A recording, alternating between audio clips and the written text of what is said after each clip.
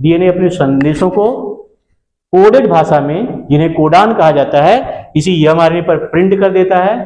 प्रत्येक कोडान किसी न किसी अमीनो अम्ल को कोड करता है। केवल 3 कोडान है जो किसी अमीनो अम्ल को नहीं कोड करते, जिन्हें टर्मिनेशन कोडान कहा जाता है, जिसकी चर्चा हम जेनेटिक कोड वाले चैप्टर में करेंगे।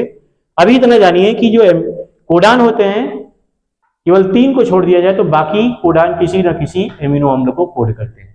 ठीक है, और इन्हीं कोडानों के अनुसार जो ट्रांसफर आरएनए होता है, टीआरएनए होता है, अपनी एक्सेप्टर आर्म से उन अमीनो अम्लों को पकड़ करके लेके आता है और राइबोसोम को देता है। राइबोसोम उन अमीनो अम्लों को एक लाइन में जोड़ता हुआ पॉलीपेप्टाइड चेन का निर्माण कर देता है। जहां तक किसी प्रोकैरियोटिक कोशिका में का प्रश्न है, तो यहाँ एमआरएनए बहुत ही अस्थायी संरचना होती है, जिसका जीवन काल कुछ सेकंडों का होता है।